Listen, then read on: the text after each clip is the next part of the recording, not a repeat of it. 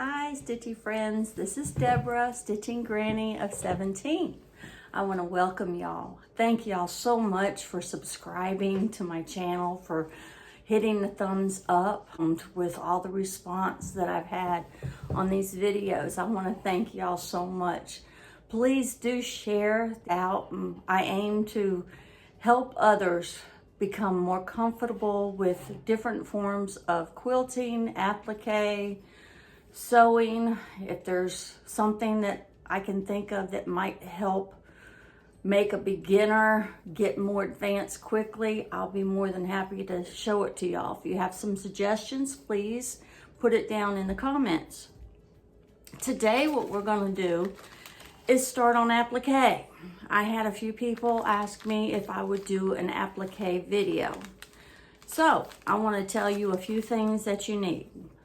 You're going to need your machine because this is going to be on satin stitch. You can use any kind of machine that has a zigzag stitch. If you have a basic machine that's not fancy, it has like a 4-step buttonhole, and that's the only zigzag that you have, then that's what you're going to use. I started out on that. I even monogrammed with that 30 plus years ago.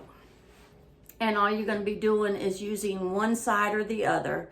Let's say if you use your buttonhole stitch number 1, it's going to start on the left and then it's going to go down. It's going to do like a bar tack at the end of the buttonhole. And then it's going to go back up on the right and then do another bar tack. All right, the ones on the left and the right are more narrow than it is on the ends.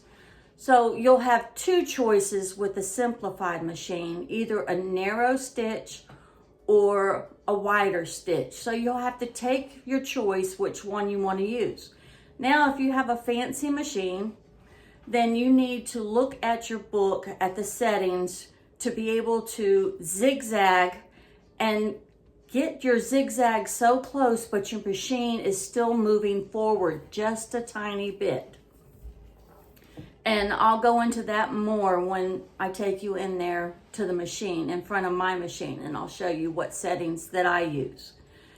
Next, you're gonna need some Tearaway Stabilizer, and it's by Pellon. It's called Stitch and Tear. And let's see, I'll hold it up here, maybe you can see it. I get this by the bolt. I either get it at Joann's or on Walmart. So those two places you can buy it by the bolt. Then you're also going to need some kind of fusible. You can use Heat and Bond, you can use Pellon. This one happens to be Pellon Fusible Web Adhesive Interfacing, paper backed. So you need to make sure it's paper backed. This one's a heavy duty Wonder Under. And there that is. Okay. Next, I want you to do two things on your fusible. On the paper side, I want you to draw something that looks like this, like a fried egg. I have the solid line. All right, why do I have this dash line? Well, what if you don't want your quilt stiff and you want it to have a more natural feel, a softer feel? What you want to do is cut on the dashed lines so that when we fuse this to the background fabric, it's going to be soft in the center, and where the fusible is where the zigzag stitches are going to be. So you're really not going to be able to feel it. And if you don't necessarily want the softer feel, then leave it solid. And then when you get to this stage, because it's solid, you need to score an X in it with a pin and then just tear it off. It comes off fairly easy. And then remember, the fusible, you iron it to the back of your fabric. Don't iron it to the pretty side, because if you iron it to the pretty side, it's not going to look very pretty. So make sure you iron it to the back, and then you can cut it out on the line, on this line. And then if you don't want a heavy feel to your quilt, then cut it out on the dash line before you fuse this to your fabric. So you don't want this in here, but if you fuse it to your fabric before you cut out the center, you're gonna have to leave it. It's no big deal, it's nothing major, it does soften over time. All right, and then what I want you to do, because I'm gonna show you how to monogram without a fancy embroidery machine. I just wrote, hello. Now, I didn't take any pains in writing that. You can get some pre-written letters in books that you can trace. I just wanted to show you, you could give the natural feel. You could print it and then do it. But I'm gonna show you how to achieve a monogram look with your own writing or from letters from a book. So go ahead and do that. I made my background piece, it's just scrap, a little large, so I wrote on one end, and then I'm gonna take these right here and fuse them onto there. But first I'm gonna have to cut out my square on the line, and then I'll have to fuse it on here. Why an egg shape and a square?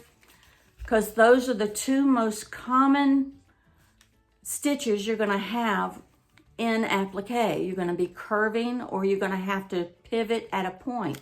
So I wanna show you how to pivot at a point and how to go around curves. And remember, I'm going to be doing this in normal speed. Some places I may try to slow it down in the video. I'm still new at that, but I'm trying. But if you want to slow it down or speed it up anytime, go up to those three little dots, and I hope I'm pointing to the right side of your screen. Push those three little dots and you can change the speed in which you watch it. So if you want to hurry through, you can do that. And then that way it'll show you exactly the movement that I do when I applique. Now when I started appliquing about 40 years ago, I didn't have tearaway. I knew nothing about tearaway. All I didn't even know about fusible. I just put a piece of fabric on the background and I zigzagged the best I could around it. Sometimes it would kind of do like a little fold in the fabric. Sometimes the stitches would kind of hump over. So in order to prevent that, I started coming up with, okay, I can use notebook paper. So I used notebook paper on the back of it. And all that did was dull my needle. So notebook paper isn't a good idea, but if that's all you have, use it. That's what I've always done, is use what I have. And then when I could afford it, then I would get something better that would make it easier for me to be able to achieve what I wanted to achieve. So if all you have is paper, if all you have is glue, then cut you out a shape in the fabric, draw it, and then glue the edges of it. Will it give you a professional look? It depends. It depends on how careful you are and how you go about doing that. But it can be achieved. It's just a little bit more difficult. This is the easiest way. So pull out what you have, and then I'm gonna meet you in my sewing studio and we're gonna start sewing. Okay, here we are again, and I wanna go over a few things before we get started. I mentioned just a moment ago that if you didn't have the fusible, that you could actually glue your fabric onto a background and kind of get the same results. Remember, if you don't have the tearaway, use a piece of paper. But remember, there also, your needle will dull a lot quicker. So you want to make sure that you change it because you don't want your needle breaking. The more times the needle breaks, the more chances it is to damage your machine. So make sure you change those needles. It's well worth it. All right, where I mentioned that if you didn't have it, most everyone has freezer paper in their kitchen. This is my go-to. Before I actually had a bunch of sewing notions, I would go in the kitchen and see what I could use to help simplify my sewing. So what I did, I drew the kidney shape, the fried egg shape, whatever you want to call it, on the freezer paper. And then I ironed it to the pretty side of the fabric. I went ahead and did another one, and I'm going to show you what the result is of that one. This works really well. It takes a little bit more time. These are also good if you wanted to use Lori Holt templates. Say you didn't want to do any hand stitching. You wanted to either blanket stitch or satin stitch. Well, you can take the freezer paper, draw the shapes from the templates onto the freezer paper, iron it onto your fabric. Reason why I would say do it this way, you can do it without. You don't have to use the freezer paper.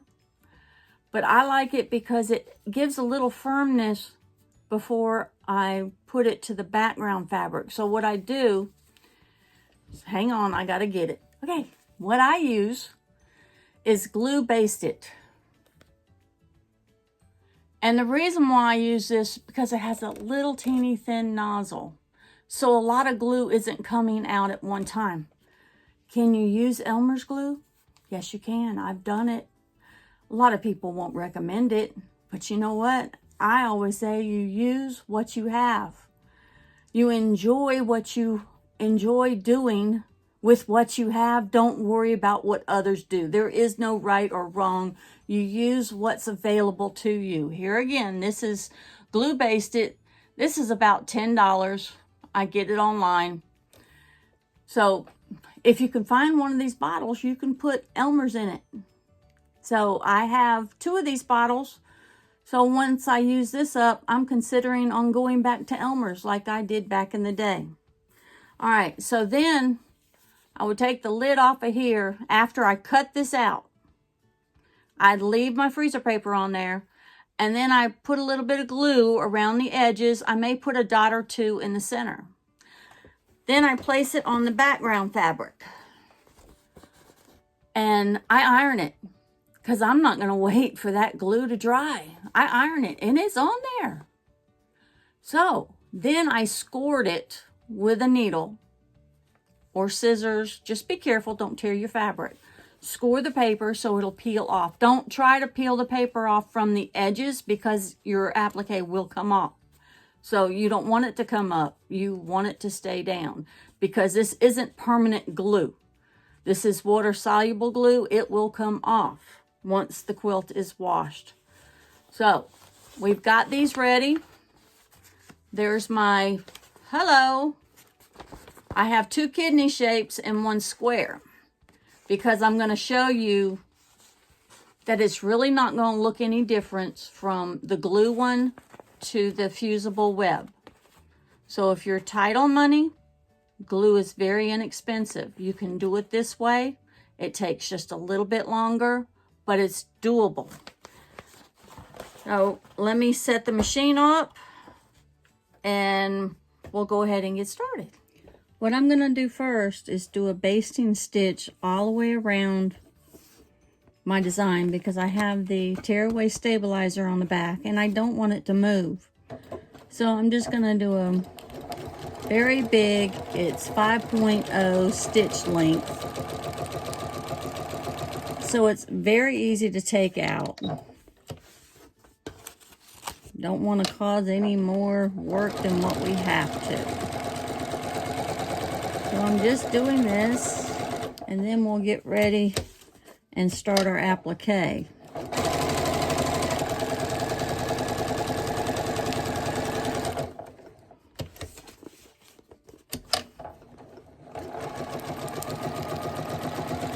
And I'm just getting the edge of this tearaway. I'm not even getting it right where I started. But it's okay. You know what? Because it's going to come off anyway. And I don't use my thread cutter because they wear out really quickly. So I only use it when I absolutely need to. Because I don't want to have to take my machine in any more than I have to. I will clean it, I will oil it, and do what I can because it's very expensive to take it in. Now what I'm going to do, I have a zigzag stitch. I'm setting my machine on it. The automatic on it is 5.0 for the stitch width. That's for the zigzag going across here. But I don't want it that wide. So my standard is about 3.0. And then if I shorten my stitch length, that's how long your stitches are. If I shorten mine all the way down, it goes to a 0.20. That's a little bit tight. I find that I'm having to push my fabric up to the needle to get it to move. And you don't want to have to push your fabric or pull your fabric. It has a tendency to maybe break your needle if you do that. So I bump mine up to 0.25. And so it's usually pretty good. Now this one, I'm going to put my stitch width larger just so that it's easier for y'all to see what I'm doing. I'm leaving it at a 5.0. Now, whenever I do this, it's better. If I'm doing a quilt, I will do a basting stitch, not large basting stitch, but a tiny one all the way around the design, about where my zigzag stitches will cover the basting stitch. And all that does is, if the fabric ever wanted to fray, that stitch line will prevent it from fraying. But since this is just for an example, I'm just going to go ahead and get with the zigzag. And if it's a wall hanging, I won't baste it. So, you know, it depends. If you're doing a quilt and it's going to be washed time and time again, I would suggest to go ahead and baste it down first. Now, you got to pay attention. You can walk your foot down. And mine's set to where it does a lock stitch at the very beginning. So that's why I'm moving my needle up and down. I want to see where this needle is going to come. And I need to move this fabric over to where the needle comes down right at the edge, but over the fabric. I don't want the needle to come way out here, because if it comes way out there, you're going to have a larger space, and the background fabric can show through the stitches. It depends on how tightly your stitches are. So I've got it about right, and all I'm going to do is go forward. I want you to watch as we get to the corner, how I do the corner. I don't stop. You can, but I don't. All I do is I start preparing. I'm coming to the corner, so I'm going to start turning just a little bit. And then when I get there, I stay there, and then I come here and continue to go forward. And if I get off track a little bit, just slowly get back to where you need it to be, and no one's ever going to know. And I'll show you the way the corners look. This is the harder one. The kidney shape is a little bit easier because you don't have corners. Here I'm at the corner again, so I'm starting to pivot. I'm keeping the needle in the same position, and then I just move forward. Now I could get these stitches a little bit tighter because it's 5.0. I probably would bring my stitches all the way down to a 0.20, just because, to me, if I'm looking at it up close, I don't want to see the fabric through my threads. So here I'm getting to the corner again, and I'm going to go ahead and start pivoting, leaving my needle, my needle in the same position, but yet I'm turning the fabric. And how it makes it easier to turn is because of the Tearaway Stabilizer on the back side. Now, I didn't put my needle position down. Always have your needle position in the down position if you have that option available. It makes things easier, so if you ever need to stop and regroup, reposition, your fabric's not going to go anywhere, and you're not going to have to pull the thread back to tighten it so that you can get it exactly right. Here, I wanted to pop back in here just to show you how easy it is to take these stitches out. Say you did your design and you messed up on your stitches somehow. Well, if you take a seam ripper, you go to the back of the fabric. Let's see if I got to get the seam ripper in here before I can show you. All right, get your seam ripper up underneath the stitches. Just the stitches. And then all you do is kind of scratch this side a little bit, and the stitches come up. And then from this side, you can just pull it. Because this color, if you put your seam ripper through the white threads, then you'll be able to pull the orange thread all the way off. It'll be whole. It'll only be the white threads that's on the back, the bobbin thread, that'll come out in pieces. So it's very simple to take apart, and then you can do it all over again. You see, it looks, you can see where I've taken it out, and you can't really even tell that there were stitches there. You can a little bit on the background fabric because you can see needle marks, but if you wet that a little bit and hit it with an iron, you wouldn't even be able to see where you sewed it. So I want to make sure that you understand I used the orange just so you could see it.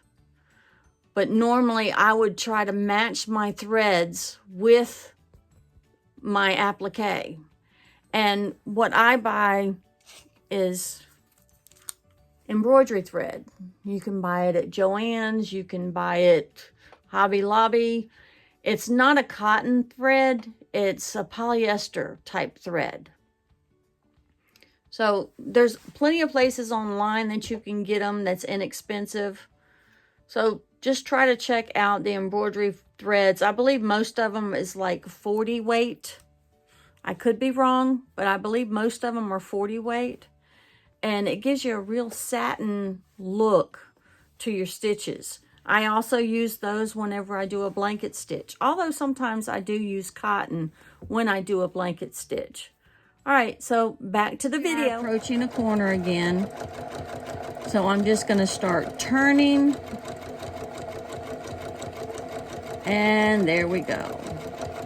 And then when I get to the end, I'm going to make sure that I do a lock stitch. If you have that position, if you have that feature on your machine, use it. If you don't, then you'll have to put it on straight stitch and lock it. If you don't want to go that far, get you some fray check, put a little bit of fray check on there and let it go. That's what I did back in the day. So let's see if you can see how this looks. Let me move this light. Hopefully it'll help. And there's a corner.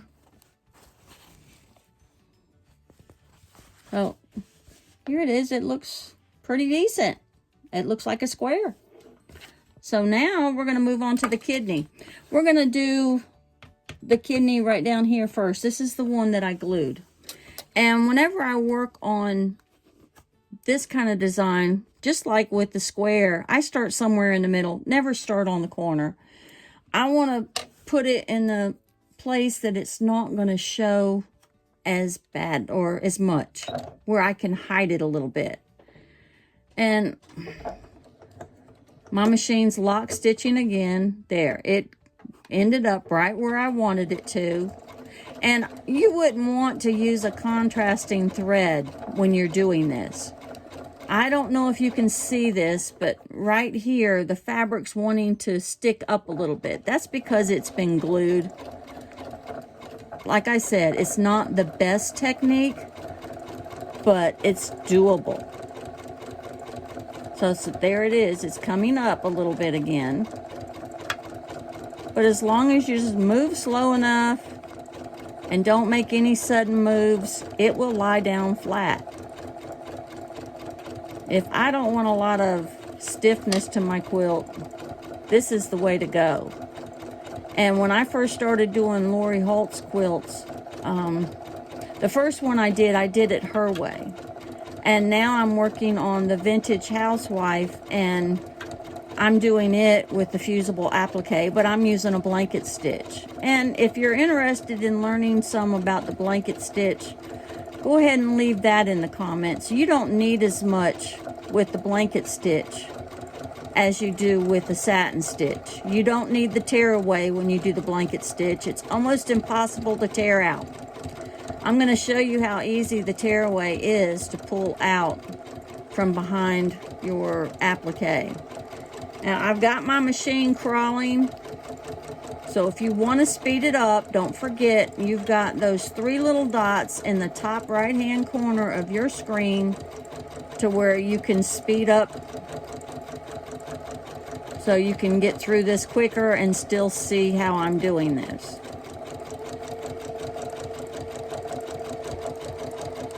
Alright, I'm going to go ahead and stop because I want to cut this thread where we started. I don't want it there when I come around. And all I'm going to do when I get back around here is I'm going to go over those stitches about 1/8 to 1/4 of an inch. And you see how I'm just turning, and it's very easy to turn because you've got that tearaway underneath. It doesn't take any effort whatsoever. Okay, we got back up. I'm going to hit the lock stitch. And I like to lock it on the inside versus the outside. Why is that? Because it's hidden more. You're not going to be able to see where I started or stopped.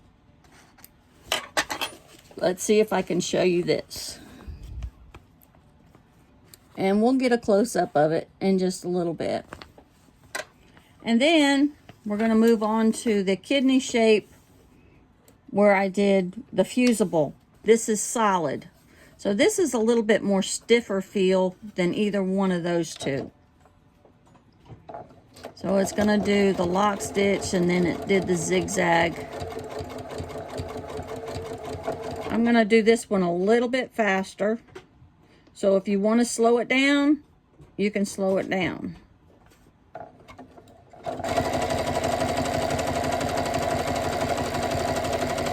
I love to do this because it feels like painting with threads on the fabric. I could do this all day long.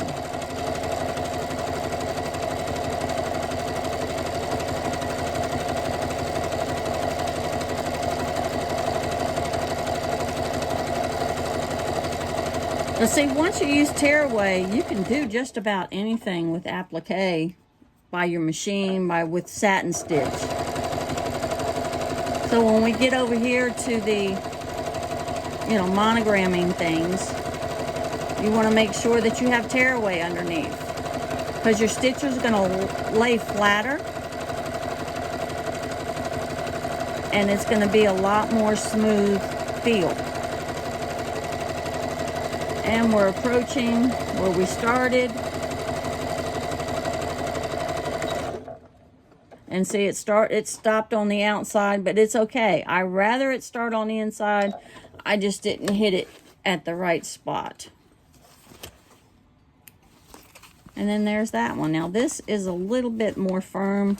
Now I got just a little bit wonky right there. It's more of a point than it is a curve. But you can get better at doing it, but I think it's the way I have it cut out anyway. I just free-handed cut it. I didn't use a pattern. All right, now I'm going to get over here to this word. And I'm going to shorten my stitch width. That's from side to side.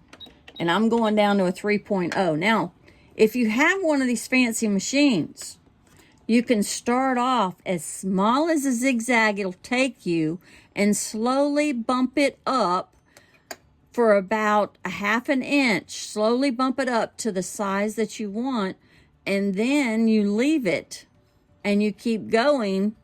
And then when you get to the end, about a 1/2 inch before you get to the end, you start decreasing it.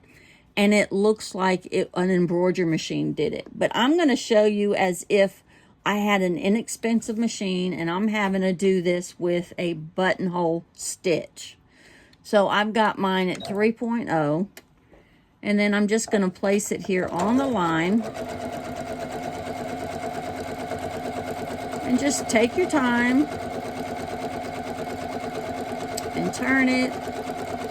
Remember, we're painting on fabric with thread.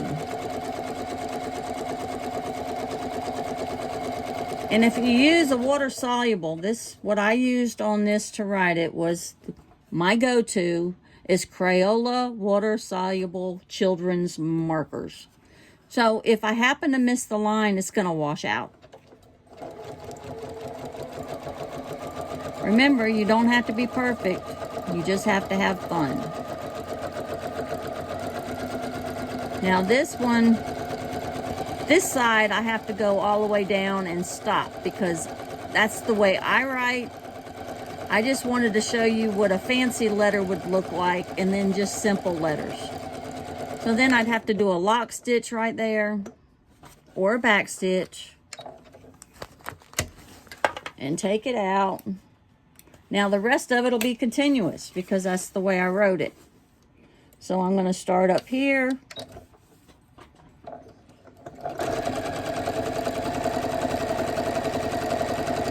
And then you just have to follow how you wrote it. You have to remember how you wrote. And that's all you're going to do is just keep going around and around. And just have fun with it. I'm getting off track a little bit, but nobody's going to know because I'm going to use the water and get rid of the marker. So I'm going to finish this by going around. I could have joined my H with the E,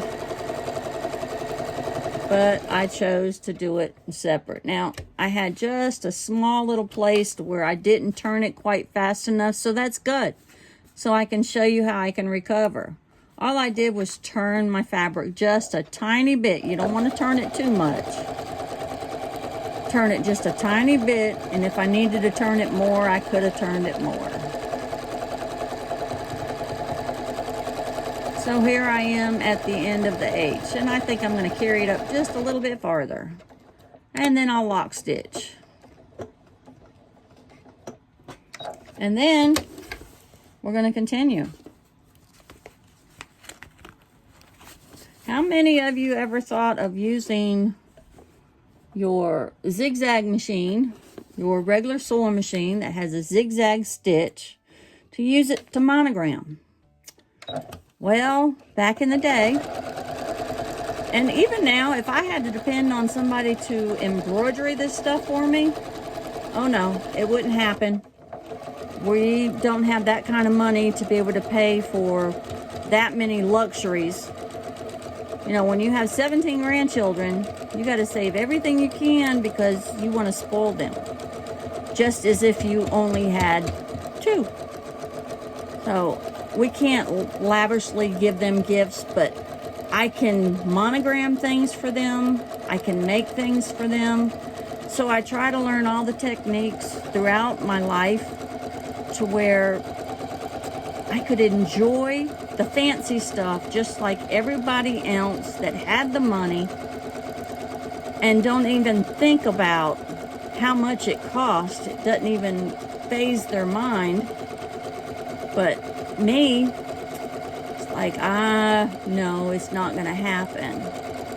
So I try to come up with ways to where I can achieve the look of something that would cost me a lot of money to have done.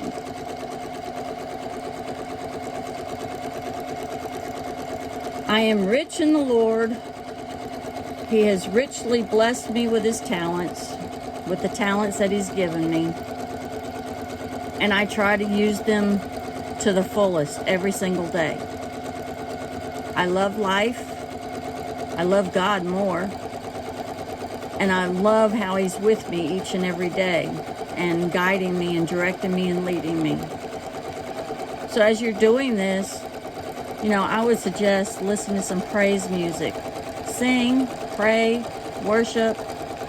Just enjoy the presence of God, because he is our almighty creator. And, you know, he loves to create. He created us to create. So enjoy life while you have it. We never know when our time's coming. All right, now I'm getting back in the corner just a little bit. I want my needle to stop on the right-hand side right beside that stitch so I can come back around. And yes, I'm going back over the stitches. Oh my goodness. Someone might say, Deborah, you don't do that. But guess what? An embroidery machine does that too. I lift my needle up just so I can move forward just a little bit so it looks like it's a normal zigzag stitch. And then all I'm going to do is bring it on up this way.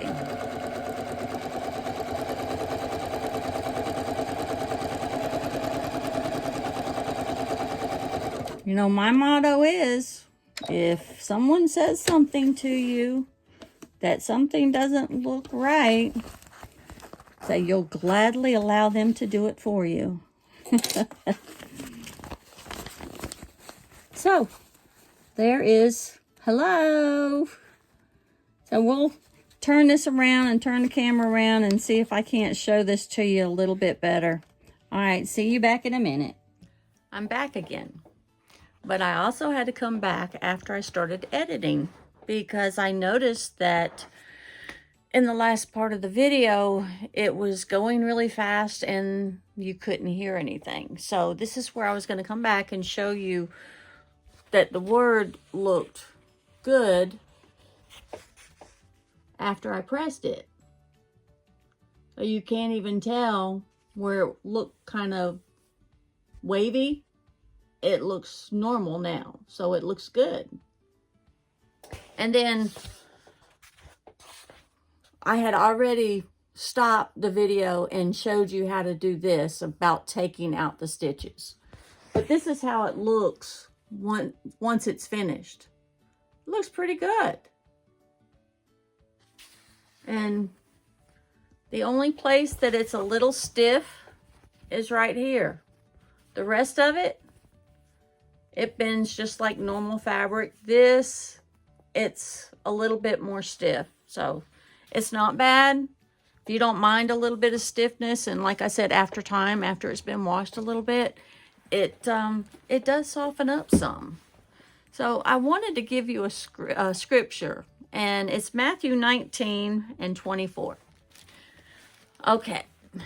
And again, this is Jesus talking. He's saying, and again I say unto you, it is easier for a camel to go through the eye of a needle than for a rich man to enter into the kingdom of God. I'm not saying if you're rich, you can't enter into the kingdom of God. All I'm saying is, ever since I was young, I had started reading the Bible. And when I came across this, it kind of made sense to me in the way that I'm a little different. I look at things differently than some other people do. The way I look at it is, if I don't have a lot of money to where I can go and get things done the way I want to get things done, or to be able to buy the fancy things that I would like to have, God gave me talents to be able to use them in a way to get the things that I kind of want. And to me, it's gratifying to know that I was able to do something that, you know, the Lord gave me the gift and I was able to do it. And then I get to look at it, and to me, it's more gratifying than to go in the store and buy something that somebody else did. I tend to get tired of things like that a lot quicker than things that God helps me to create. So that's my take on that verse, is I never had to worry about being rich in money. I'm rich in love. I'm rich in God's love. I'm rich in every way that he makes me rich.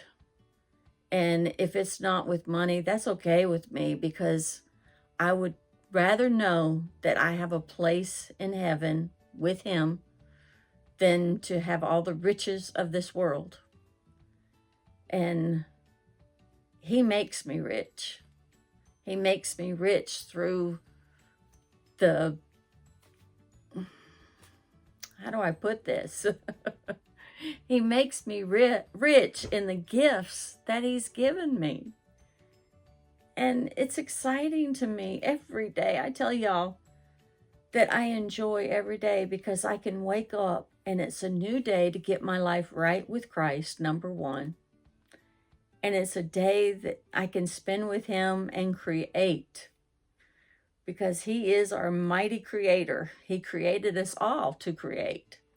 So we need to find what our purpose is in this life. And it's to share his love first and foremost. And to share creating with him. And to be able to share it with others.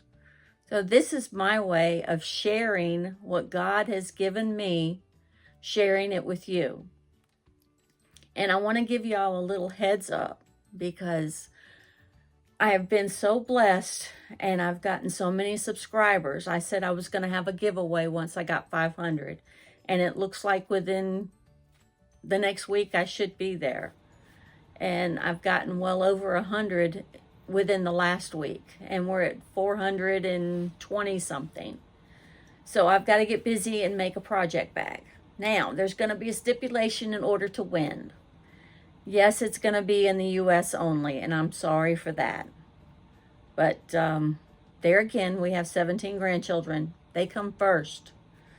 I'll still keep doing these videos, and those that are overseas, you'll be able to get some free lessons. Hopefully it helps you. And then with those that are in the States, then when I have 1,000, I'll have a giveaway. I'll make 2 project bags, so there'll be 2 chances. But I'm going to go ahead and make that project bag, and I'm going to announce it on my floss tube. That's my cross-stitching video. So what the stipulation's going to be when I give them on the floss tube video is that you have to go back and watch my videos and comment which video you like the best and why.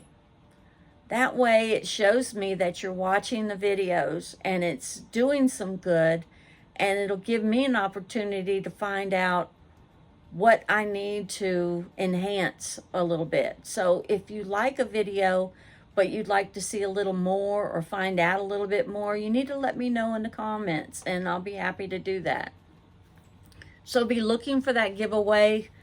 I believe, I have faith, I do have faith, so I believe it's going to happen by next week. So I'll go ahead and get the project bag made, and then hopefully the day that I show it, we'll go ahead and have the giveaway. So keep your eyes out. Don't forget to like and share this video.